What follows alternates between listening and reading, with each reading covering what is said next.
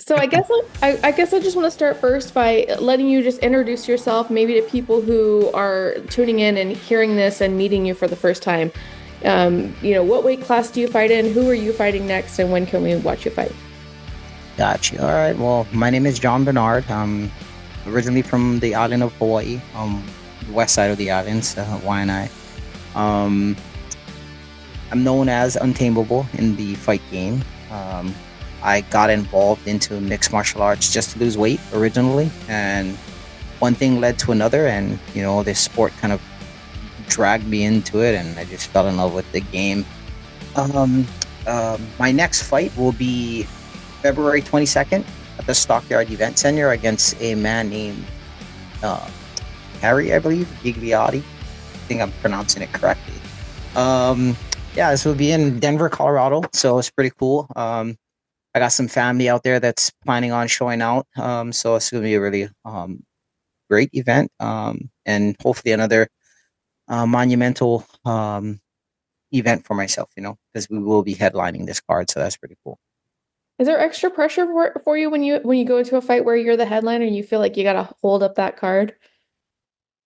Um, not necessarily because throughout my whole fight career, I've always been the underdog. And I think that would probably been one of the main things that would probably kind of render me any sorts of way, like any feelings or whatnot, would be the fact that I'm always normally the underdog.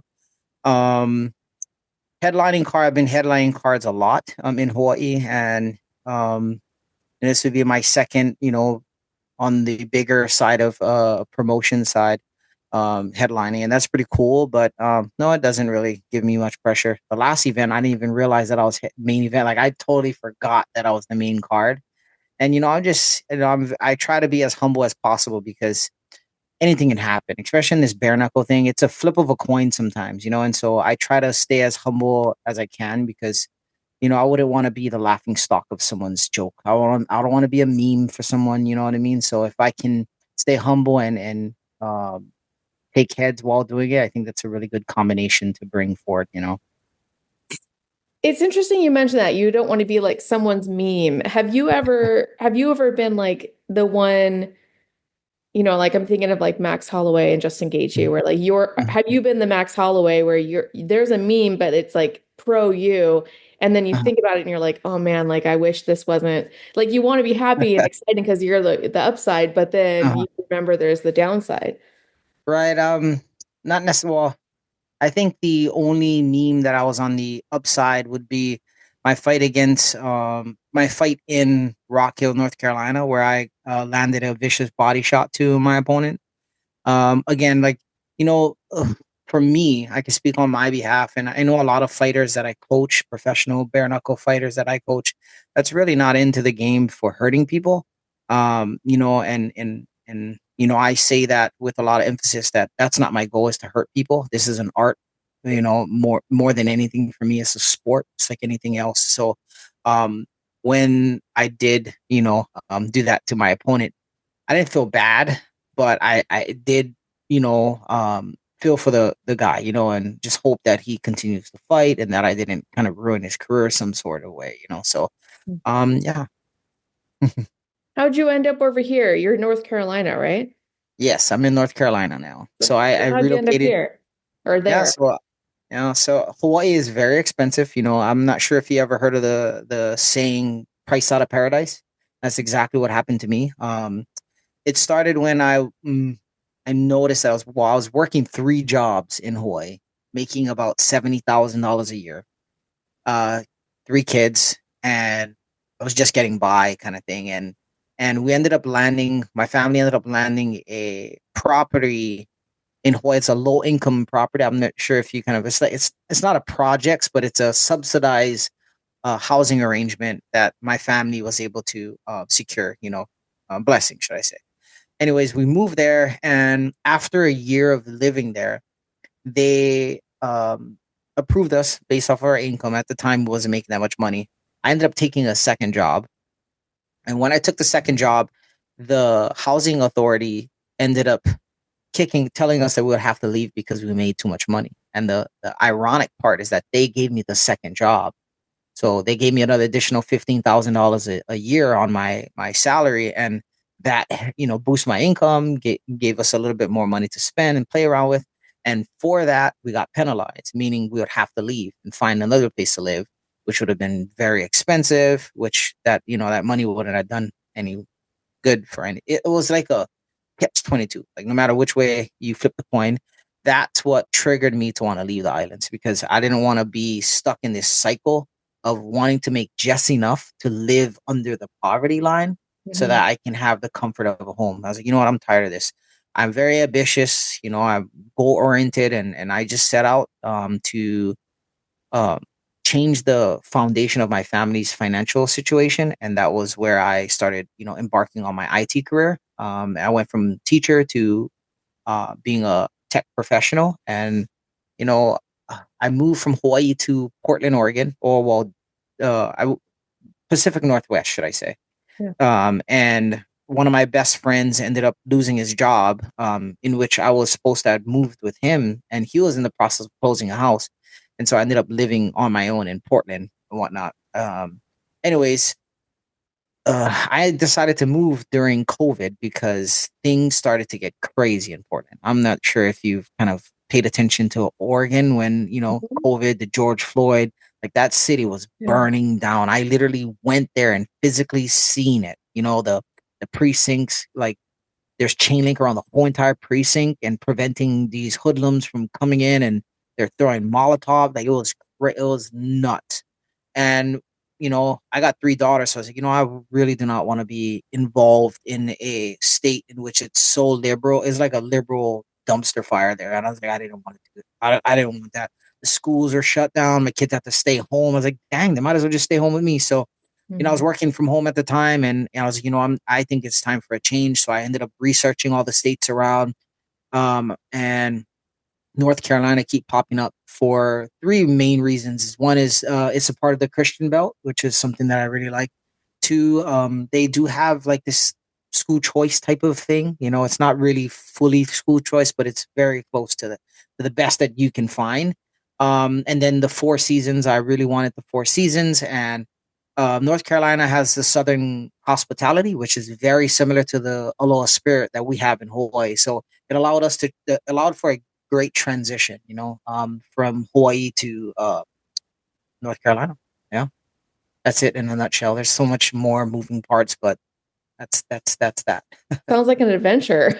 It was really really awesome adventure. I really appreciate it though. Yeah, I bet. It gives you a good perspective of like different Mm-hmm. places and different ways people live, which is Mm-hmm. crazy Yeah, because we're all in the same country, but we all live like each state has a very different culture. exactly. Yep, So exactly. how'd you find your way to BYB? What drew you to that organization and to bare knuckle? So I originally fought for another promotion. I fought for I fought in South Carolina on another promotion, another banner. I did it. I got a good fight, won my first fight, first round knockout. It was good and all. And then I started talking to all the other fighters that is a part of this promotion. And one thing kind of stood out is that a lot of these fighters were being put on the shelf, if that makes sense. So they weren't able to stay as active as they would like. I wanted to, so I started my I started my IT career, and things started to going well. Bought my house, my kids are doing well in school, and just it felt like something was missing. I haven't fought for or trained and really committed to something that I have with mixed martial arts for over 10 years. And I was like, something's missing in my life. I got the job, I got the career, I got the financial, freedom, should I say. Everything is going well. Kids are doing well. Something felt empty. I felt something missing. I got church. I'm, going to church. And I was like, maybe I need to get back in the community of fighting. And so that's what I did. And, you know, uh, I ended up cornering one of my clients, one of my good friends named Andre Carter. She's an ESPN reporter, and she um, wanted me to coach her. And then when I did that, what's it? She brought the fire out of me to want to fight again. That was like the best thing ever. It's like man, that's the act. It was like a full circle repeat because when I first started, that's what that's how I got involved. So I cornered my coach, and he actually got me involved by cornering him. And when I felt the adrenaline rush from the fighting, that's what got me like, oh wow, this is what I like. And so I did the same thing with my student. I cornered her, and rev my motor back up again. So I ended up linking up with some fight promotions, trying to do some professional boxing because I felt it would have been better and easier on my knee. Got some bum knee, should I say? Well, a knee. So I was, let me inch my way back into it, and I felt like boxing would have been the better option. And reach out to a few promoters to be a B fighter. I'm not sure if you know the A B side kind of thing, but I was like, hey, I'm down to be a B fighter. I would never pay somebody to fight. That's crazy. So I couldn't get no matches. A lot of these pros didn't want to fight me because I have an extensive kickboxing record, and a lot of these pros, that are starting to come up, the commission won't let fights where it's super uneven. So that disqualified me from getting fights. It was hard for me to get fights. And then there was a bare knuckle promotion that was going on in Greenville, and one of my students reached out to me and told me that he was fighting on that card, Tony, and so I just reached out to the promoter. Excuse me.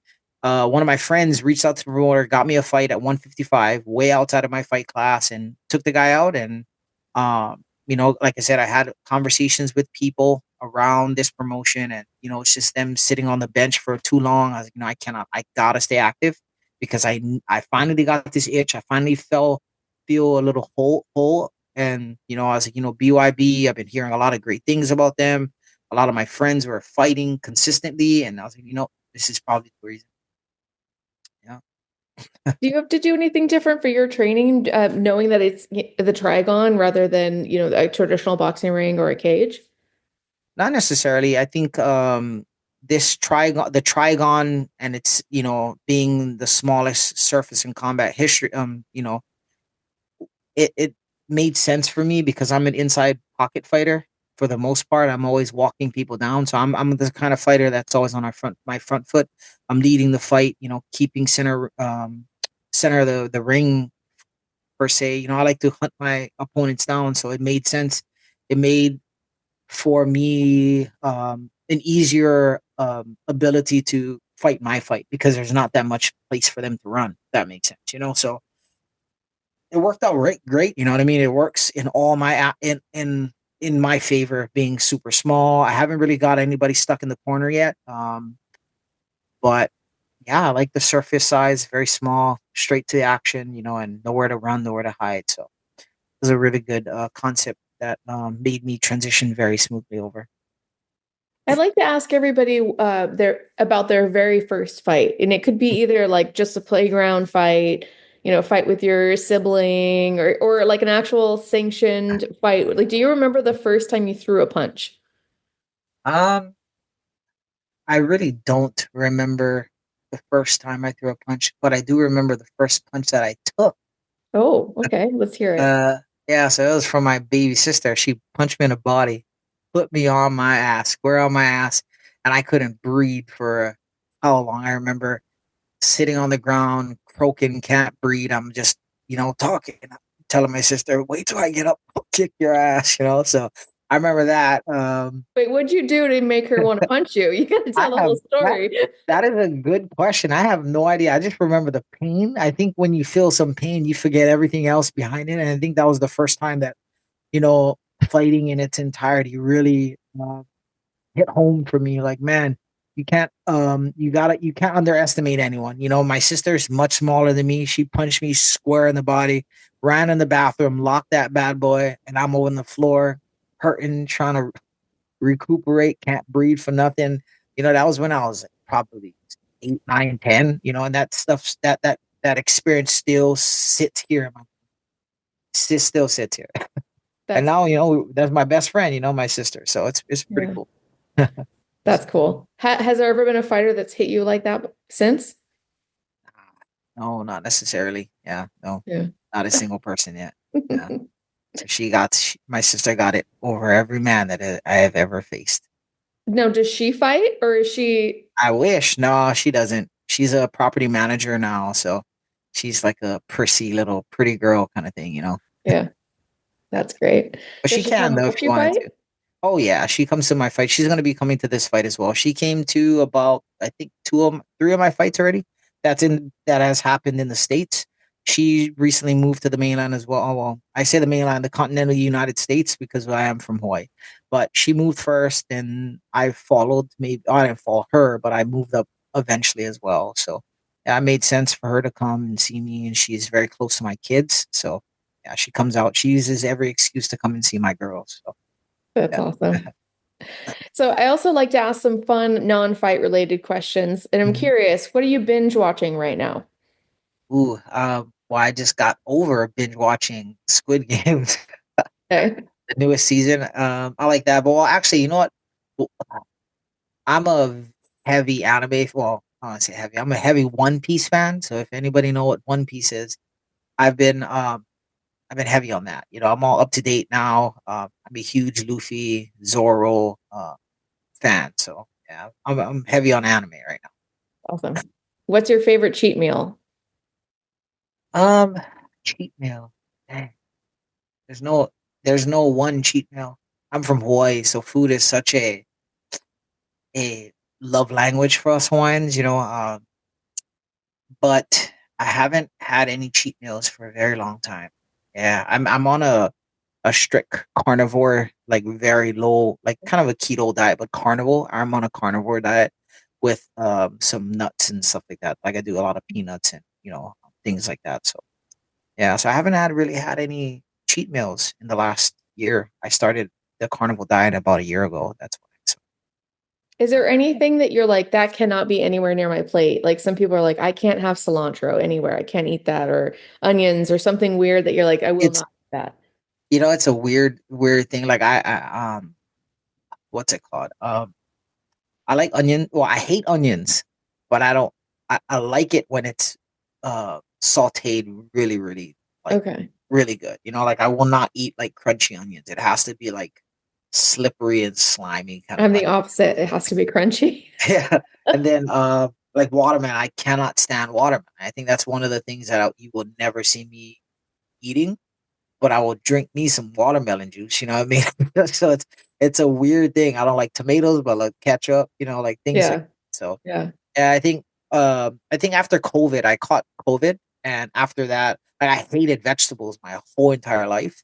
And then I caught COVID, and then once I got COVID, um I ended up getting like the world's deadliest salad from some I forgot what restaurant. It's like a salad restaurant, and I was, I can't taste anything, so I might as well eat healthy. So I Yeah. ended up getting like the craziest beets and every single vegetable you could think of, peanuts and all these kind of things. I never ate, and I ate it because I couldn't taste anything. And so ever since then, I realized that I can eat these things. You know, my taste bud actually like it seems like I got a reset on my taste buds, and now I eat Yeah. vegetables. Yeah. I've heard that about Yeah. COVID. It's So crazy. blessing and a curse. Yeah. Yeah. When you were a kid, what did you want to be when you grew up?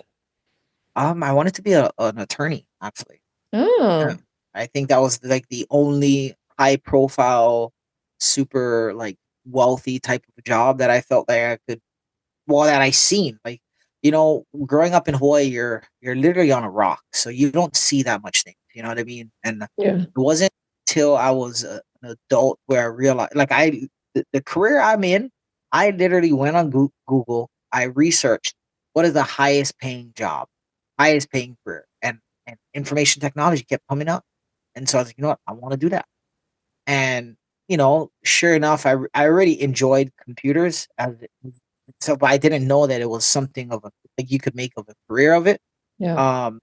So not being exposed to all these things, I think the only reason why I wanted to be a lawyer is because I've seen lawyers in movies and things like that. So, I think like my imagination of what I could be was capped because of my experiences and exposure as a kid.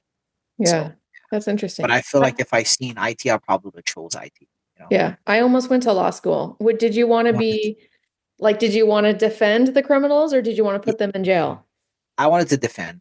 Me too. Me too. Yeah. Yeah. But it's crazy. It's a crazy profession. Yeah, it's a wild one that I haven't heard many people say that that's what they wanted to be when they grew up. I hear like Spider-Man a lot. Right.